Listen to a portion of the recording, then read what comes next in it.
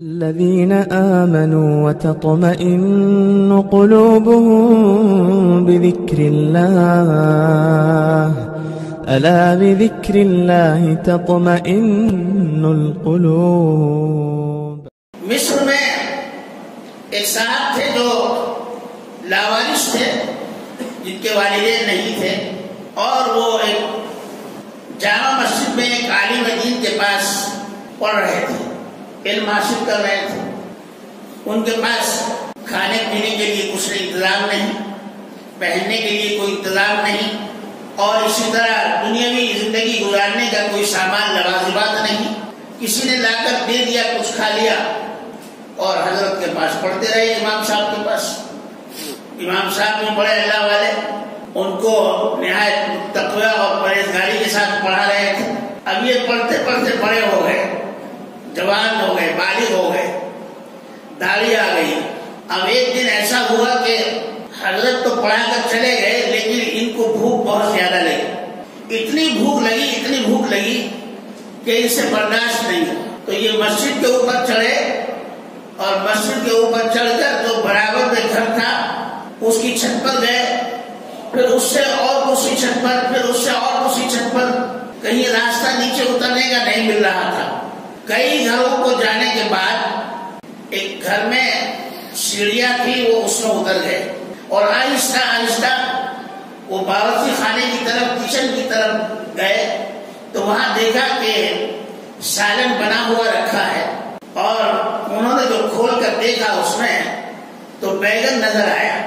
تو جلدی سے بھوک لگی ہوئی تھی، فوراً جو ہے چمچے سے ایک بیگن نکالا اس میں سے، اور منہ میں دیا کھانے کے لیے. اس کا ایک حصہ توڑ کر کھا لیا. مگر خیال یہ آیا کہ یہ تو حرام ہے، بغیر مالک کی اجازت میں اس گھر میں بغیر اجازت آیا ہوں، یہ گناہ. اب آنے کے بعد یہ بغیر اجازت کھانا کھا رہا ہوں، یہ گناہ. تو پھر میری تعلیم سے کیا فائدہ؟ بس انہوں نے وہیں بیگن کو تھوکا، اور وہ جو آدھا بیگن بچا تھا وہ ڈھکن کے اوپر رکھ دیا، اور آہستہ سے پھر گزرے ایسے، اور پھر اپنا سیڑھیوں سے اوپر ہوتے ہوئے جا کر پھر مسجد میں بیٹھ گئے. اللہ سے دعا کرتے رہے، اے اللہ مجھے رزق حلال عطا فرما دے، میرے لیے کوئی سبیل پیدا فرما دے. میں تو تیرا محتاج ہوں، رزق دینے والا تو ہے. دنیا رزق نہیں دیتی، رزاق تو اللہ ہے، رزاق تو آپ ہیں، رزق دینے والے تو آپ ہیں. آپ میرے لیے کوئی انتظام فرمائیں. ظہر کی نماز ہو گئی. نماز کے بعد یہ اپنے کتاب میں مشغول تھے. بھوک تو بہت زیادہ لگ رہی تھی، چہرہ بھی اترا ہوا تھا.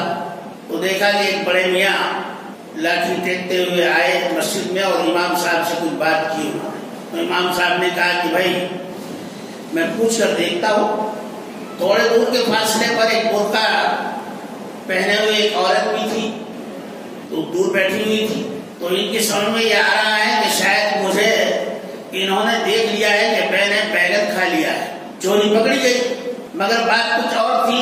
امام صاحب نے ان کو بلایا کہ بھائی دیکھو، تم تو علم حاصل کر رہے ہو، لیکن تمہارے پاس نہ گھر ہے نہ در ہے جی، نہ تمہارے پاس جو ہے سر چھپانے کے لیے کوئی جگہ ہے، نہ کھانے اور پینے کا کوئی راستہ ہے. یہ جو صاحب آئے ہیں، یہ بڑے میاں، یہ اپنی بھتیجی کو لے کر آئے ہیں ساتھ میں. یہ بیوہ ہو گئی ہے، کوئی بچہ ان کو نہیں ہے.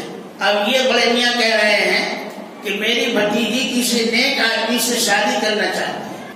اگر کوئی آدمی ایسا ہو جو نیک آدمی ہو تو میرا نکاح پڑھا دو.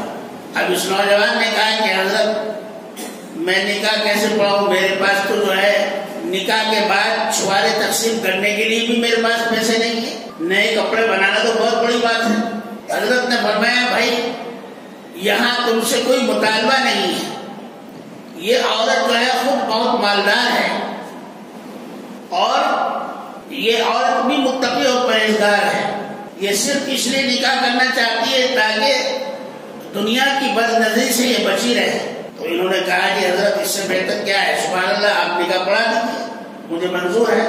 عورت سے بلا کر پوچھا گیا کہ یہ لڑکا ہے مرد ہے؟ آپ کو یہ پسند ہے، ان کی صورت شکل دیکھ لو کہ جی ہاں ٹھیک ہے۔ حضرت نے نکاح پڑھایا، چچا جو ہے گواہ رہے اور دوسرے لوگوں کو بلا دیا، اور حضرت نے نکاح پڑھایا، دعا کی اور کہا کہ بھائی اپنی بیوی کا ہاتھ پکڑ کر چلے جاؤ، جہاں یہ تمہیں لے جائے وہاں جاؤ۔ بس یہ ابھی کا واقعہ ہے، پچھلے مہینے کا واقعہ ہے۔ تو یہ صاحب جو ہے لے کر چلے، جب اندر مکان میں گھسے تو دیکھا کہ وہی مکان ہے جہاں یہ بیگن کھانے کے لیے پہنچ گئے تھے۔ بیوی نے کہا کہ میں کچھ آپ کے لیے کھانے کے لیے لاؤں، یہاں لاؤ۔ اب وہاں گئی تو دیکھا وہ آدھا بیگن اوپر رکھا ہوا ہے۔ تو اس نے کہا یہ بیگن کیسے، یہ تو آدھا کٹا ہوا ہے، آدھا کھایا ہوا ہے، کس نے کھا لیا؟ تو انہوں نے پورا واقعہ بتایا، میں اتنا بھوکا تھا، اسی طرح سے میرے حالات تھے، اور میں اس خوف سے کہ میں حرام نہ کھاؤں میں نے اس کو آدھا کھایا آدھا چھوڑ دیا۔ تو بیوی نے کہا کہ مبارک ہو، تم نے ناجائز کھانے کے لیے اپنے آپ کو روک دیا تو اللہ نے نہ صرف وہ کھانا آپ کو عطا فرمایا بلکہ اس کھانے کو حلال کر کے آپ کو دیا۔